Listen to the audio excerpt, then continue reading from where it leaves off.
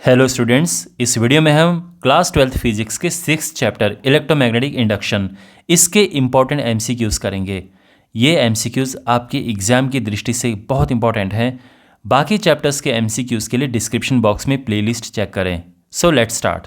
पहला क्वेश्चन आपके सामने ये है, the dimensions of self inductance are. तो सेल्फ इंडक्टेंस का डायमेंशन क्या होता है? देखो, डायमेंशन फाइंड करने के लिए हम एक फॉर्मूला यूज़ करेंगे। इंडक्टर में एनर्जी का फॉर्मूला क्या होता है? So that is E equals to half L/I²। L self inductance, E energy in this inductor, I current. तो यहाँ पे L हो जाएगा 2E/I²। तो dimensions of L self inductance क्या होगा? तो 2 तो हट जाएगा यहाँ से। E की डायमेंशन यानी energy is mL2T-2 and current की डायमेंशन A, तो स्क्वायर है तो A2 आ जाएगा और ये हो जाएगा mL2T-2 A-2। तो कौन सा ऑप्शन करेक्ट है? mL2T-2 A-2, option B correct है। ओके, सेकेंड क्वेश्चन है, the self inductance of a solenoid of 600 turns is 108 milli henry. The self inductance of a coil having 500 turns with the same length, same radius and same medium will be. तो solenoid के self inductance का formula होता है mu naught N² A/L। अगर किसी कोई medium उसमें है तो म्यू नॉट की जगह पे आप म्यू लिख सकते हैं। When we put naught here it means जो मीडियम है वो वैक्यूम है या फ्री स्पेस है, और हम ये भी रख सकते हैं बिना इसके, बट ये फॉर्मूला है। अब क्लियरली आप देख सकते हैं कि L is directly proportional to number of turns का स्क्वायर। तो यहाँ पे हम फर्स्ट केस में जो है तो हम क्या लिख सकते हैं? L1/L2 equals to N1² simple. तो यहाँ पे ये स्क्वायर हम बाहर भी लिख सकते हैं, तो ये पावर में चला जाएगा इस तरह से। अभी तक सब ठीक है? L1 is 108 milli Henry. L2 हमें फाइंड करना है। N1 600 turns, L2 500 turns. ये कैंसिल हुए, ये हुआ 36/25। तो यहाँ पे 3 बार क्रॉस मल्टीप्लाई किया तो 75 milli henry. Option D correct है। तो बेसिकली आपको ये फॉर्मूला पता होना चाहिए। क्वेश्चन नंबर 3 है, a coil of area this. Area given है और एंगल गिवन है, और बेसिकली बी एंड ए के बीच का एंगल जो होता है। मैग्नेटिक फील्ड गिवन है, और ये मैग्नेटिक फील्ड रिड्यूस किया गया to 0 in this much time. तो इंड्यूस्ड ईएमएफ फाइंड करना है। तो देखो, जो चीज़ फाइंड करनी होती है उसके हिसाब से सोचो। उसका फॉर्मूला क्या है? इंड्यूस्ड ईएमएफ ये होता है -n rate of change of flux. ठीक है, अब फ्लक्स पे आ जाओ। फ्लक्स होता है BA cos थीटा। अब यहाँ पे चेंज इन फ्लक्स की बात की है, और क्या चेंज हो रहा है, किसकी वजह से चेंज हो रहा है? ये मैग्नेटिक फील्ड रिड्यूस हो रहा है। तो हम ये कह सकते हैं कि डेल्टा फाई ये है डेल्टा BA cos थीटा। ठीक है, और बस सारी वैल्यूज़ गिवन है, यहाँ पे पुट कर देंगे हम। तो सबसे पहले हम यहाँ पर डेल्टा फाई निकालते हैं। मैग्नेटिक फील्ड जो है उसमें क्या चेंज है? तो यहाँ से 0 तक हम लेके आ गए हैं। Of course final minus initial करेंगे तो नेगेटिव में आएगा। तो डेल्टा बी जो है वो है, देखो, 0 - 10⁻⁻1 एरिया 100 सेंटीमीटर स्क्वायर मीटर में चेंज करने के लिए इसका मल्टीप्लाई करेंगे, cos 30 डिग्री, cos 30 √3/2, तो ये हो जाएगा माइनस, और 10 की पावर -1 ये है, और -5 10 की पावर -3, और ये √3/2।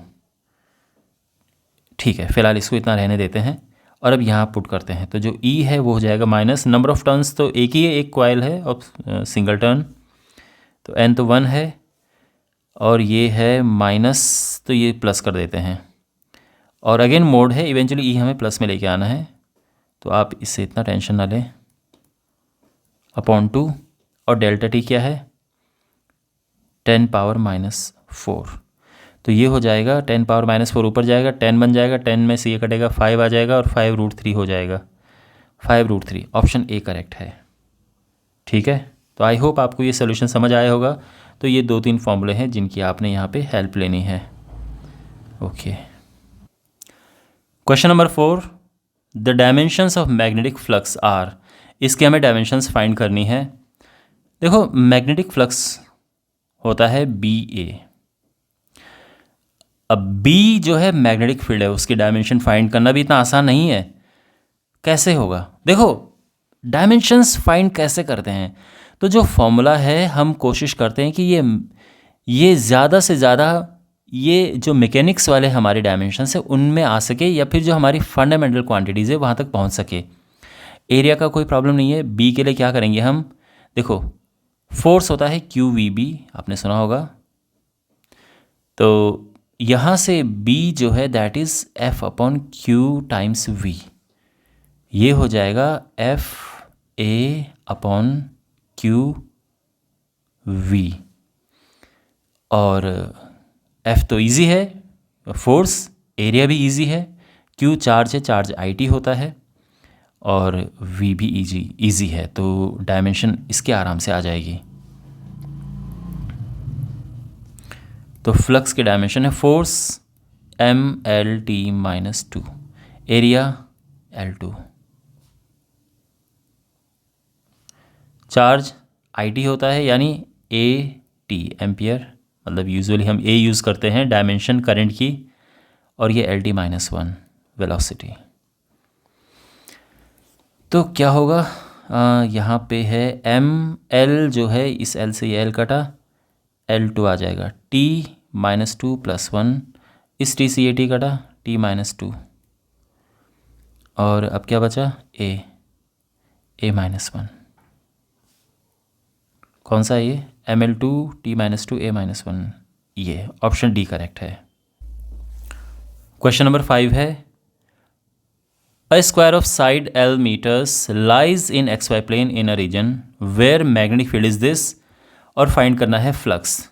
देखो, फ्लक्स इज B.A, अब यहाँ पे वेक्टर B गिवन है, that is B0 2I + 3J + 4K Tesla. ठीक है, बट इसका डॉट प्रोडक्ट होगा एरिया के साथ में। अब वो क्या है, देखो यहाँ पर जो लूप है वो XY प्लेन में है, तो अगर हम इस तरह से देखें, ये X, ये Y, और लूप को हम XY प्लेन में ऐसे रखें, ये लूप है XY प्लेन में, तो इस एरिया की डायरेक्शन किस तरफ होगी, एरिया वेक्टर की डायरेक्शन क्या होगी, तो एरिया वेक्टर की डायरेक्शन परपेंडिकुलरली बाहर होती है, आउटवर्ड, परपेंडिकुलरली बाहर, इस तरह से। तो ये जो डायरेक्शन है ये एरिया वेक्टर की डायरेक्शन है, यानी Z एक्सिस की तरफ, तो उसमें K आएगा। तो अब यहाँ पे लूप जो है वो सर्कुलर नहीं है, स्क्वायर लूप है इस तरह से, और इसकी साइड L मीटर है, तो ये L² हो जाएगा और डायरेक्शन वहाँ पे K लग जाएगी, यानी एरिया इज़ L², और ये डायरेक्शन के लिए उसमें K वेक्टर लग गया, यूनिट वेक्टर। ठीक है ना, बस ये हो गया B0 L², और डॉट प्रोडक्ट K वाले का K से होता है तो 4 हो जाएगा, यानी ये हमारा आंसर है, तो ऑप्शन C करेक्ट है। क्वेश्चन नंबर 6 है a circular disc of radius 0.2 metre is placed in a uniform magnetic field और मैग्नेटिक फील्ड गिवन है और इस तरह से प्लेस है कि जो एक्सिस है मेक 60 डिग्री विद बी। तो the magnetic flux linked with the disc is okay. तो देखो यहाँ पर क्या है, तो ये एक यूनिफॉर्म मैग्नेटिक फील्ड है और एक सर्कुलर लूप इस तरह से है और ये 60 डिग्री एंगल बना रहा है इस मैग्नेटिक फील्ड से। तो this is 60 degree. Flux will be, although ये सब बनाने की ज़रूरत नहीं थी, बस मैं आपको समझाने के लिए ये बनाया, B A cos theta. B is 1/पाई जो मैग्नेटिक फील्ड है, area pi r square, pi into radius is 0.2 metre, इसका स्क्वायर कॉस 60 डिग्री। इससे कैंसिल हुआ, ये हुआ 0.04, कॉस 60 होता है हाफ, तो ये 0.02 वेबर आ चुका है। ऑप्शन ए करेक्ट है। क्वेश्चन नंबर 7 है induced EMF in the coil depends upon. तो इंड्यूस्ड ईएमएफ इसका फॉर्मूला होता है negative N D phi upon D T, या इस तरह से भी हम कह सकते हैं। तो बेसिकली जो इंड्यूस्ड ईएमएफ है rate of change of flux पे डिपेंड करता है। ऑप्शन सी करेक्ट है। ठीक है, फ्लक्स किस रेट से चेंज हो रहा है उस पर डिपेंड करता है, तो that's why option C is correct. Question number 8 a square loop of wire side length given है placed at an angle 45 degree, यानी थीटा भी गिवन है और मैग्नेटिक फील्ड इस रेट में चेंज हो रहा है, मतलब ये चेंज हो रहा है इतने टाइम में। ठीक है, इंड्यूस्ड करंट हमें बताना है। देखो induced current is induced EMF upon resistance, और इंड्यूस्ड ईएमएफ होता है basically rate of change of flux. तो हम सिंपली इस तरह से लिख सकते हैं। अब जो फ्लक्स चेंज है वो क्या है, तो flux is B A cos theta. तो flux B A cos theta है। अब चेंज क्या हो रहा है, मैग्नेटिक फील्ड चेंज हो रहा है।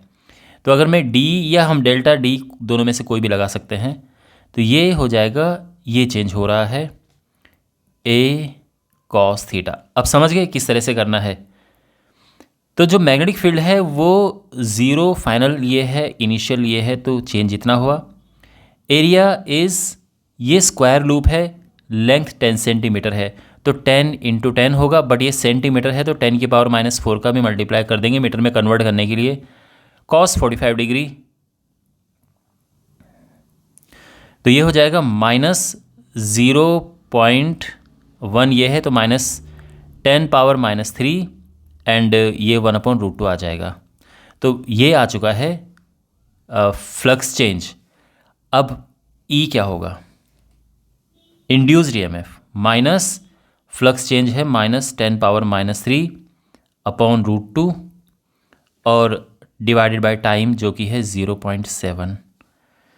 तो ये हो गया है। ठीक है, तो ये हो जाएगा 10 पावर -3 और यहाँ पे नीचे √2 है, तो देखो 1/√2 होता है 0.707।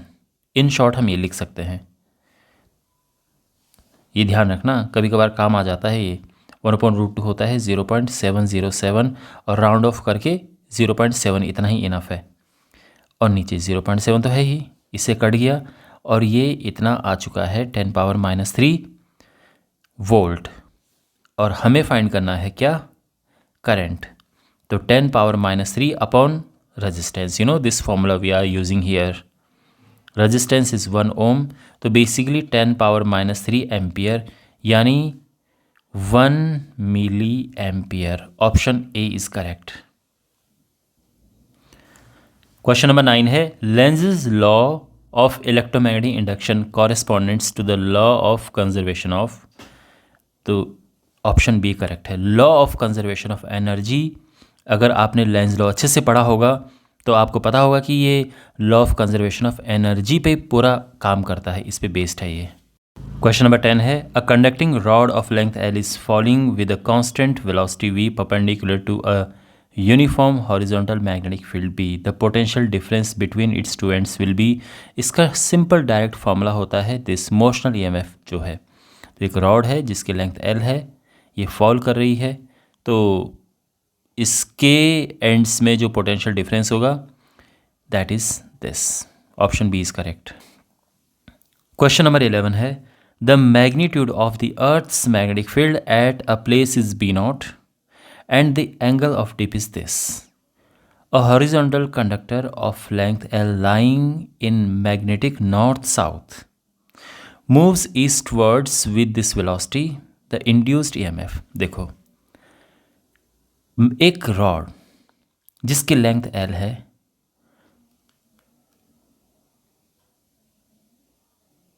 इसकी लेंथ एल है और ये मूव करता है इस डायरेक्शन में v वेलोसिटी से, और जो मैग्नेटिक फील्ड है वो अंदर की तरफ है, इनवर्ड है, पेपर के अंदर, इस ये जो शीट आप देख रहे हैं उसके अंदर जा रहा है ये। तो इस केस में जो इंड्यूस्ड ईएमएफ है दैट इज BLV। लेकिन आपको ध्यान रखना है कि इसमें तीनों परपेंडिकुलर हैं, यानी जो L है, B है, V है, तीनों परपेंडिकुलर हैं। अगर हम एक्सिस वाइज बनाएं तो ये कुछ कुछ एक एक्सिस ये है, एक एक्सिस इस तरफ से अगर हम देखें तीन डिफरेंट एक्सिस बनेगी। ये इसमें नीचे है, आप चाहो तो ऊपर बना दो। ये तीन डिफरेंट एक्सिस यहाँ पर हैं, तीनों परपेंडिकुलर हैं। अगर कोई दोनों सेम डायरेक्शन में होगा तो ईएमएफ प्रोड्यूस नहीं होगा। मान लो कि मैग्नेटिक फील्ड इस डायरेक्शन में है, बिकॉज एल रॉड भी इसी डायरेक्शन मतलब इसी अलाइन है ना, जो मैग्नेटिक फील्ड की डायरेक्शन है रॉड की भी वही डायरेक्शन है, भले मूव कहीं और कर रही है तो भी इसमें इंड्यूस्ड ईएमएफ नहीं होगा। इसके अलावा मान लो कि मैग्नेटिक फील्ड नीचे की तरफ हो और रॉड भी नीचे की तरफ मूव करिए तो भी इसमें इंड्यूस्ड ईएमएफ नहीं होगा। तो इंड्यूस्ड ईएमएफ होने के लिए तीनों यहाँ पर हम परपेंडिकुलर रखेंगे, तीनों परपेंडिकुलर होने चाहिए। अब इस बात पर आ जाओ कि ये क्वेश्चन में क्या है। तो बस हमें ये देखना है कि ये जो रॉड है ये कौन सा मैग्नेटिक फील्ड कट करेगी। तो क्वेश्चन में जो रॉड है वो नॉर्थ साउथ में रखी है, तो रॉड नॉर्थ साउथ में रखी है और ये ईस्ट की तरफ मूव कर रही है। तो हमें कुछ ऐसा मैग्नेटिक फील्ड चाहिए जो इन दोनों के परपेंडिकुलर है।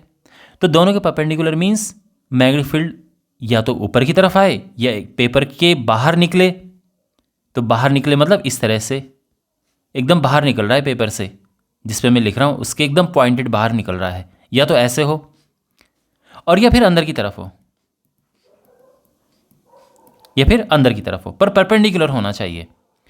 अब आप देखो, ध्यान रखना, ये नॉर्थ साउथ ये बिल्कुल ग्राउंड के पैरेलल है। आप ये मत समझना कि ये बिल्कुल आसमान में है और ये नीचे ज़मीन है, ये मत समझना। नॉर्थ साउथ है, ज़मीन और आसमान की अगर बात करेंगे तो ये मैग्नेटिक फील्ड है। मैग्नेटिक फील्ड ऊपर से नीचे जा रहा है या फिर नीचे से ऊपर आ रहा है, तो कुल मिला के ये vertical component of magnetic field है। यानी यहाँ पर जो मैग्नेटिक फील्ड है that is earth's magnetic field. यहाँ पे जो बी नॉट लिखा है साइन दिस, क्योंकि वर्टिकल कंपोनेंट में साइन लगता है, हॉरिजॉन्टल कंपोनेंट में कॉस लगता है, बट हॉरिजॉन्टल हम नहीं लेंगे क्योंकि ये वर्टिकल कंपोनेंट काट रहा है। ठीक है, तो इस फॉर्मूले में जो बी है उसकी जगह पे ये आ जाएगा, तो ऑप्शन हमारा बी करेक्ट है। क्वेश्चन नंबर 12 है if coil is open then L and R becomes. तो कॉइल ओपन है, यानी एक कॉइल है और ये ओपन है मीन्स यानी इसमें करंट फ्लो नहीं हो रही है। ओपन जब होता है तो बेसिकली सर्किट कंप्लीट नहीं है और करंट फ्लो नहीं हो रही, तो इसमें करंट ज़ीरो है। एक और इम्पॉर्टेंट बात है कि ओपन जब ये कॉइल है ओपन सर्किट, तो इसमें कोई मैग्नेटिक फील्ड नहीं है और इस वजह से इसमें फ्लक्स भी नहीं है, तो फ्लक्स इसका ज़ीरो है। अब हमें एल एंड आर के बारे में बताना है। देखो फ्लक्स होता है एल टाइम्स आई, तो L becomes flux upon current. Since flux is zero तो दैट्स वाई ये भी ज़ीरो होता है, तो एल इज़ ज़ीरो। अगर हम रेजिस्टेंस की बात करें, resistance is EMF upon current. अब यहाँ पर करंट बिकॉज ज़ीरो है, इस वजह से ये इन्फिनिटी है। वैसे भी ओपन सर्किट का रेजिस्टेंस हम इन्फिनिटी अज्यूम करते हैं, इन्फिनिटी लेकर चलते हैं, बिकॉज करंट बिल्कुल फ्लो नहीं करे, करंट ज़ीरो है, तो रेजिस्टेंस इसका इन्फिनिटी है। तो बेसिकली ये ज़ीरो है, ये इन्फिनिटी है। इसका ऑप्शन बी करेक्ट है। क्वेश्चन नंबर 13 है, when the current changes from this to this in this much time, EMF given है, coefficient of self inductance, coefficient of self induction यानी एल हमें फाइंड करना है। देखो ईएमएफ होता है minus L rate of change of current यानी d i upon D t. बस सारी वैल्यूज़ गिवन है यहाँ पे। E is EMF that is 8 equals to minus L, change in current है, ये फाइनल है, -2 फाइनल है और 2 इनिशियल है, अपॉन टाइम 0.05। तो ये हो जाएगा 8 इक्वल्स टू 4L अपॉन 0.05। तो ये है 2 क्रॉस मल्टीप्लाई करेंगे 0.1 हेनरी। ऑप्शन डी करेक्ट है। The inductance of a coil is proportional to, तो किसी कॉइल का इंडक्टेंस किसके प्रोपोर्शनल होता है? देखो फॉर्मूला होता है इंडक्टेंस का mu naught N square A upon L, तो क्लियरली डायरेक्टली प्रोपोर्शनल टू है एन स्क्वायर के। Option D is correct. Question number 15 है, eddy currents are produced when a metal is kept in varying magnetic field. बिल्कुल यही, तो सीधा ये option correct हो गया है। तो जब वेरिंग मैग्नेटिक फील्ड होता है उसमें हम किसी मेटल को रखते हैं तो एडी करंट्स प्रोड्यूस होती हैं। या फिर अगर कोई यूनिफॉर्म मैग्नेटिक फील्ड है लेकिन बाहर से हम उसमें एक मेटल पीस ऐसे लेके जा रहे हैं, फिर बाहर लेके आ रहे हैं, तो फिर भी क्या हो रहा है, इसमें एक मैग्नेटिक फील्ड जो है linked with that metal change हो रहा है। तो option A is correct. Question number 16 है, in induction furnace heat is produce due to, तो उसमें हीट प्रोड्यूस होती है एडी करेंट्स की वजह से। तो एडी करेंट्स की वजह से हीट प्रोड्यूस होती है और मेटल मेल्ट हो जाता है। इसमें एडी करेंट्स को इंटेंशनली जनरेट किया जाता है कांस्टेंट फ्लक्स चेंज करके, ठीक है, और उसका एक प्रोसेस है। बट इसका आंसर ये है कि एडी करेंट्स की वजह से हीट प्रोड्यूस होती है इंडक्शन फर्नेस में। क्वेश्चन नंबर 17 है, which of the following is not an application of AD currents, तो इनमें से एडी करेंट्स की कौन सी एप्लीकेशन नहीं है?